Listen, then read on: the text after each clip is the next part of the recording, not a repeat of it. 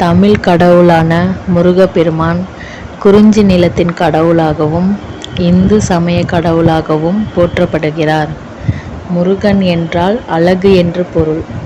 முருகப்பெருமானின் வழிபாட்டு தலங்கள் பல இருந்தாலும் அவற்றுள் சிறப்புமிக்க தலங்கள் 6 ஆகும்.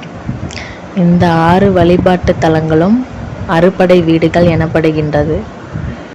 அவை திருப்பரங்குன்றம், திருச்செந்தூர், பழனிமலை, சுவாமிமலை, திருத்தணி, பழமுதிர்சோலை ஆகியவை ஆகும். 2ஆம் படை வீடான திருச்செந்தூரில் முருகப்பெருமான் கையில் தாமரை மலருடன் திருக்கடலை பார்த்து கிழக்கு திசையை நோக்கி காட்சி தருகிறார்.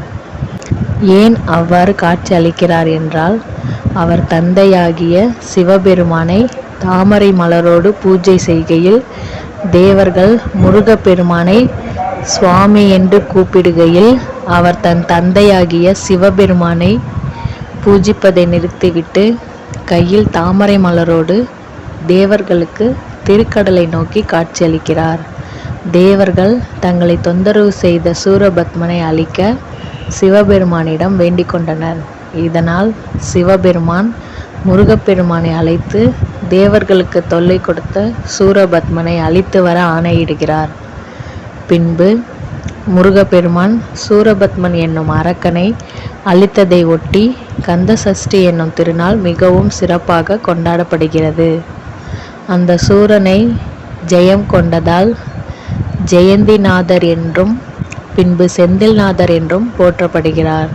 சூரனை ஜெயம் கொண்ட இந்த திருத்தலமானது திருஜெயந்திபுரம் என பெயர் பெற்று பின்னாளில் இதுவே திருச்செந்தூர் என்று அழைக்கப்படுகிறது. 2ஆம் படை வீடான திருச்செந்தூர் மட்டும் கடற்கரை அருகில் நிலத்தில் அமைந்துள்ளது. மற்ற 5 படை வீடுகளும் மலையில் கோவிலாக கொண்டுள்ளது. திருச்செந்தூர் கோவிலை பொறுத்தவரை காலை 5 மணி முதல் இரவு 9 மணி வரை நடை திறந்து வைக்கப்படுகிறது. முருகப்பெருமானின் பெருமைகளை பற்றி திருமுருகாற்றுப்படை என்ற நூலில் விவரிக்கப்பட்டுள்ளது. கந்தபுராணம் என்னும் பாடற் தொகுதி மூலம் முருகப்பெருமானின் வரலாற்றை அறியலாம். மேலும் கந்தசஷ்டி கவசம், சண்முக கவசம், திருப்புகழ், கந்தர் அனுபூதி, கந்தர் கலிவெண்பா போன்றவை முருகனின் பெருமைகளை கூறுகிறது. படிக்காதவர்கள் கூட மிகவும் எளிதாக ஜபிக்கக்கூடிய வகையில் உள்ள ஓம் சரவணபவ என்னும் மந்திர சொல்லால் முருகப்பெருமான் போற்றப்படுகிறார். முருகப்பெருமான் மயிலை தன் வாகனமாக கொண்டதால் சிகி வாகனன் என்று போற்றப்படுகிறார். சிகி என்றால் மயில் எனப்படும்.